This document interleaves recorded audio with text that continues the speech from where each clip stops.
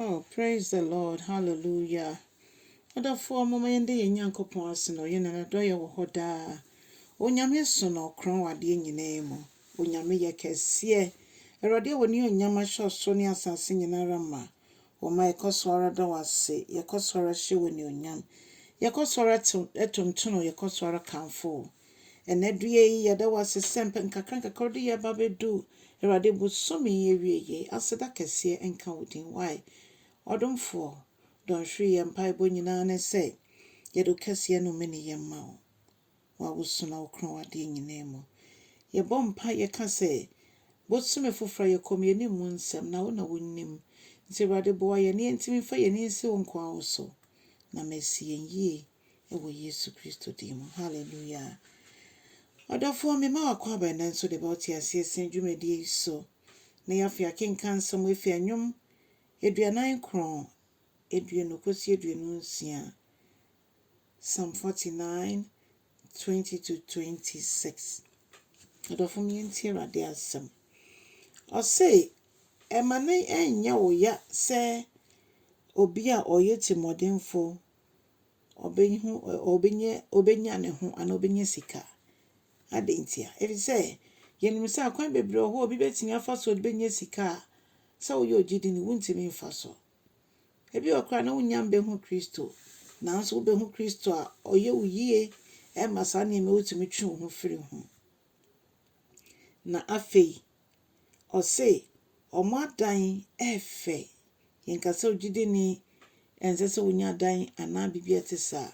Na nso hu say omo ni Awurade ne bebre wo honom a omo ahonya de na chese ebuso na edu bebia na egidifo bisa e ho say na den no oni Awurade nso okoso kora ofaso no ebi ona wo ndwene ho da ebi ho na kwan bia nhye Awurade ni onyam ebi nso wo a ebia waye adwuma no kuremo ene wonye ne sika nanso oni Awurade ebasa ensese woni biri ni potesa ni a oni bebre no ni a owo Kristo odofo fi se wiase ni amade yebeja ni nyina ho akọ onyankopon hiraye no ma ye bia yemfa yi na ye mamma yemfa nhoahoa ye ho ebisa nwode ye de ye adwuma no mpo no Awurade na de ma no se omom ye timodemfo a omode ne so mofa kweti kwan bia so de nyam sika no o se sankrofo mbewu na omu a se de obia mfa bibia nko no nso mo mfa bibia nko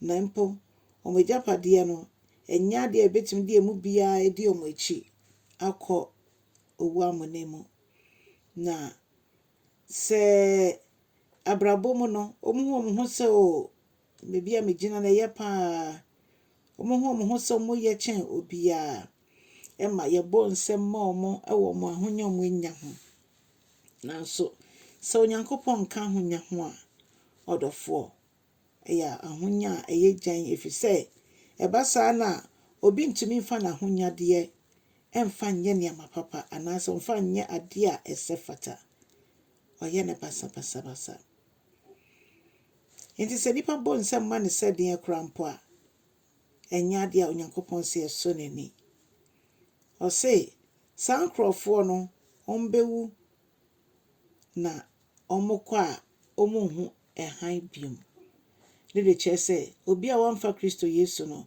okọ seye mu na odofo ya asem a eya onyankopon hu ye mobo se ye betimi eso no mu na ye ne no akọ ekodi ehurusie so se bebia wo no ehọ na ye nso ye betna na afei nkrofo etesa omode nwa ahonya de ho mo ho no omo nti ase no mu nim so mu nso mbewu etese sebia emoa na se Bible ka so mbewu se emoa yenim se emoa ena omo no omo ndwin bibia ho omo ni okrampo omo ni soul se dia brofo beka no nti omo de omo nyina atembu bade ye de ye begina atembu mo nti so obi abrabo ne wie ye se dia abo wu a na chese enya asem papa se betumi ewu asomdwem wo Kristo mu a ye wo Kristo ye wade nyina nti nyame asem kan fa ma yense se wonya fa Yesu Kristo se rad no kragem kwa fa no na on take control of nya woyɛ bia sɛ de bia wahonyade no ebeso nani ogigi ni wahonyade no wo de hoahoa wo ho ana sɛ wo de hyɛ nyame anuonyam moma yɛmfa nhyɛ nyame anuonyam yɛmbiso nyame ne yɛmfa yahonyade no nyɛ na ɔbɛkyerɛ yɛn na hyɛ n'anuonyam onyame nhyira bebree na ndom bɔ na kyɛ asɛm no so na ɔkra bi so ɛnyɛ nidaso Kristo mu ɛnyɛ na bye bye.